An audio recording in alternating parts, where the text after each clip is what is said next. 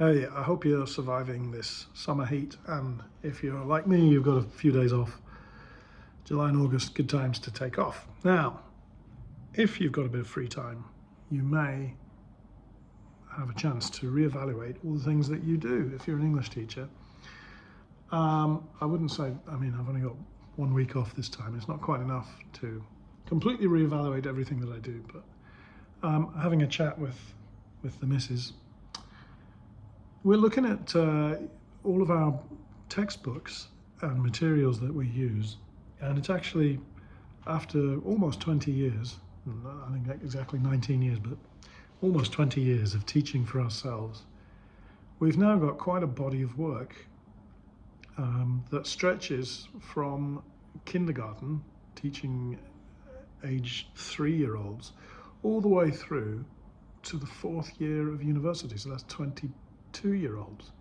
You know, every year I've been making materials for the students that we have, and so I've got an actual textbook for every year. So what is that? Is that 18 years? 3 years of kindergarten, 6 years of primary school. That's 9 plus 3 more years of junior high school. That's 12 plus 3 of high school. 15 plus 4 years of university. That's 21. Oh. 21 actual textbooks.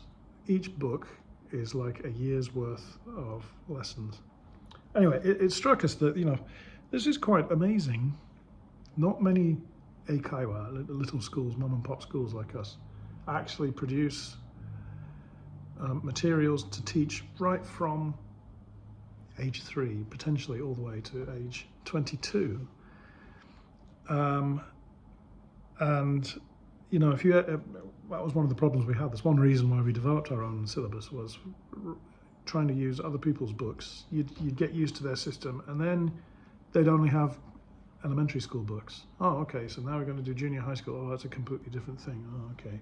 So then you get some books for junior high school, and then high schools were all different. And it didn't really feed into each other, and they didn't follow a syllabus, because you'd have to start the syllabus again.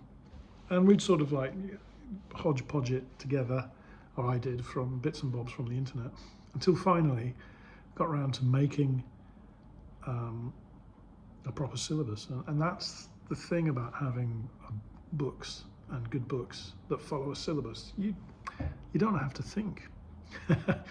What? This is terrible. Well, you don't have to stress about, oh my God, what do I teach them? Oh, they're in year 2 of junior high school. What grammar should they be doing? It's all there in the book. Oh, they're in year 6 of elementary school. What kind of level should they be able to read at? It's all there in the year 6 book, So it's really useful for the teacher, for me, for my wife, for the students too. They know what their procedure is, and they know how to use the books, and it's a logical progression. That's the thing about a syllabus. You're not winging it, winging it in the beginning. Have you seen that video? In the beginning. You're not winging it every time you go into the lesson. You actually know what you're supposed to be teaching, and you know what the grammar points are, if any, what vocab you can do. Almost without thinking. Yeah, you have to think, but it saves so much stress, and you realize a lot of the teaching stress is from not knowing what you're going to teach. And so then you go into a class and you have poorly prepared materials or something like that, and then the class starts messing around, and then you go, oh, I hate my life, nobody loves me, I hated my students, hate me, my teenage students. And a lot of it is because you haven't got the right stuff. We have got the right stuff. So anyway, the right stuff. So this works very well for our school, but I'd like to sell it to other teachers. I'm not very good at doing that, and maybe the prices are not right, and so on and so on. So my wife suddenly has taken an interest in this. She's like, we've got all this great resource. We could do something with this. And I said, okay, yeah, help me. Let's do it. So she was looking on ChatGPT, and it was giving her lots of ideas. Nothing that I haven't thought of myself too, but I've just never got around to doing. And she's like, oh, yeah, right, we need to clean up our website and do this, this, and this. We need to write it all in Japanese. You can have English translations, of course, but it needs to be mainly for Japanese teachers of English. Because they're the ones most in need of not knowing what to do for a syllabus.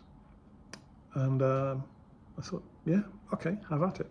So that's what we do on our time off, is we plan other ways to do more work. You have to work hard to have an easy life.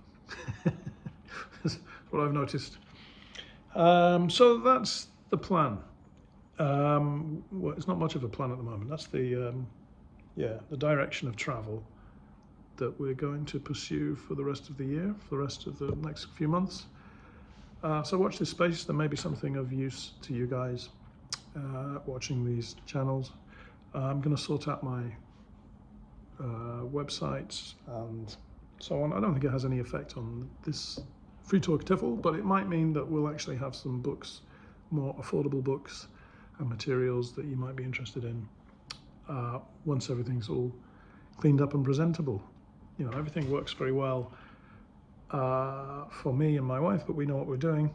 We need to make it clear for others how to use it and work out, you know, some kind of like a club or something where teachers or schools can join and get discounts on the books and get them for half price, that kind of thing.